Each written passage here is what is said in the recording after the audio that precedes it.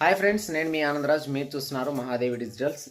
Friends, ఏపీఎస్ఎల్పిఆర్బికి సంబంధించినటువంటి మీకు తెలిసిందే ఈరోజు హియరింగ్ ఉంది. ఈరోజు 18 కాబట్టి సో మనది హియరింగ్కి వచ్చేటువంటి అవకాశం మొన్ననే జడ్జి గారు పోస్ట్ పోన్ చేయడం జరిగింది. దీనికి సంబంధించినటువంటి జడ్జిమెంట్ ఈరోజు వచ్చేటువంటి అవకాశం అయితే ఉంది. బట్ అంటే నెగిటివ్ అనుకోద్దండి. ఉన్నటువంటి సిచ్యువేషన్ ఏంటంటే ఇంతకుముందు ఎస్ఐది పోలీస్ కానిస్టేబుల్ ఇంతకుముందే కొట్టేసినారు. అయినా సరే మన యాస్పిరెంట్స్ దాన్ని కొంచెం ముందుకు తీసుకెళ్లారు, కానీ దీనిపై ఎక్కువ ప్రభావం అయితే కనిపించలేదు. ఎందుకంటే దీన్ని మర్చిపోయినారు కాబట్టి, కేసులు ఉన్నాయి కాబట్టి దీన్ని మళ్ళీ ఒకసారి అయితే ముందుకు తీసుకొచ్చే అవకాశం వాళ్ళు చేశారు. కానీ ఇక నాకు తెలిసి దీనిపై మనకు సానుకూలంగా వస్తుందనేటువంటి నమ్మకం అయితే లేదు. ఎందుకంటే ఎవరో కేసు వేశారు, ఇంకా మనకు వస్తుందిలే అని ఇంట్లో కూర్చొని మెసేజ్లకి చాటింగ్లకు మాత్రమే పనికొచ్చే మనము దాన్ని ముందుకు తీసుకెళ్ళి సక్సెస్ అవుదాము అనేటువంటి ధోరణి అయితే ఎవరికి కనిపించట్లేదు. ఎందుకంటే చాలా రోజులుగా మేము కూడా చూస్తున్నాము. నేను వీడియోస్ చేయడం కూడా బంద్ చేశాను. అందుకే కారణం. ఎందుకంటే ఇదే ఇన్సిడెంట్ తెలంగాణలో జరిగినప్పుడు చాలా అంటే చాలా వరకు వాళ్ళు స్పందించి దాన్ని ఢీకొని సక్సెస్ అయ్యారు. బట్ ఇందులో తప్పు ఉన్నా మీరు ముందుకు రాకుండా ఎవరో చేస్తారులే నాకెందుకులే అని అనుకోవడం వల్ల దీన్ని ఇంకా మీరు చేజేతలు అయితే నాశనం చేసుకునేటువంటి అవకాశం అయితే కనిపిస్తుంది. ఇంకా కొట్టేసినా ఆశ్చర్యపోవాల్సినటువంటి అవసరం లేదు. కాబట్టి ప్రస్తుతం ఉన్నటువంటి సిచ్యువేషన్ ఏంటంటే ఇంకా ఎస్ఐ కేసు కొట్టేసినారు.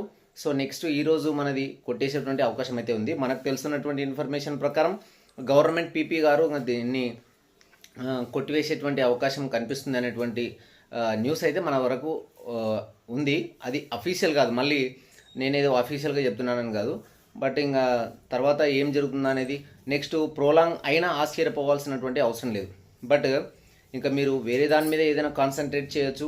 లేదంటే దీన్ని ఇంకా మీరు, ఎందుకంటే నేను ఇలా ఎందుకు మాట్లాడుతున్నానంటే మీరు దీన్ని ఎక్కువగా పట్టించుకోవట్లేదు కదా. ఎవరో ఒక 5-6 మంది పట్టించుకుంటే అయ్యేదేనా? కాబట్టి నన్ను కూడా తప్పుగా అనుకోవద్దండి. ఇది ఉన్నటువంటి సిచ్యువేషన్. చాలా వరకు కష్టపడ్డారు. బట్ దాన్ని ఫైనలైజ్ చేసే టైంలో కొంచెం మీరు ముందుకు రాక ఇలా అయితే జరిగింది. ఇంకా భయపడిపోవడం, అరెస్టులు అంటే భయపడిపోతారు, ఇంకా ధర్నాలు అంటే భయపడిపోతారు, పెద్దగా వచ్చి చేసేది కాదు. కాబట్టి ఇది సిచ్యువేషన్ ప్రజెంట్గా. ఇక ఈవెంట్స్కి సంబంధించి మనకు తెలుసు డిసెంబర్ నెలాఖరులో వచ్చేటువంటి నెక్స్ట్ మంత్లో మనకైతే ఈవెంట్స్ వచ్చేటువంటి అవకాశం అయితే ఉంది. బట్ ఇంకా ఆల్రెడీ స్టేజ్ 2 అప్లై చేసుకునే వాళ్ళకి అవకాశం అయితే ఉంది. అది త్వరగా చేసేసేయండి. ఇది ప్రజెంట్గా ఉన్నటువంటి సిచ్యువేషన్. ఒకవేళ తర్వాత జడ్జిమెంట్ వచ్చిన తర్వాత మరి కేసు కొట్టివేస్తారా, లేదంటే నెక్స్ట్ ప్రోలాంగ్ చేస్తారా అనే అప్డేట్ అయితే మన ఛానల్లో ఉంటుంది డెఫినెట్గా.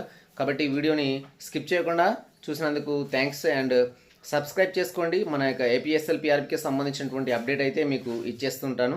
అట్ ద సేమ్ టైం ఇక ఈవెంట్స్లో ఎలా సక్సెస్ అవ్వాలి అనేటువంటి దాని మీద మనం ఫోకస్ చేద్దాం. ఎందుకంటే ఇంకా నా వల్లనే లేట్ అయిందని మాత్రం అనవద్దంటారు. నేను మరి చాలా సిల్లీగా కనపడుతుంది. ఈ క్వాలిఫై అయిన వాళ్ళు నా మీద ఎందుకు ఇబ్బంది పడతారు?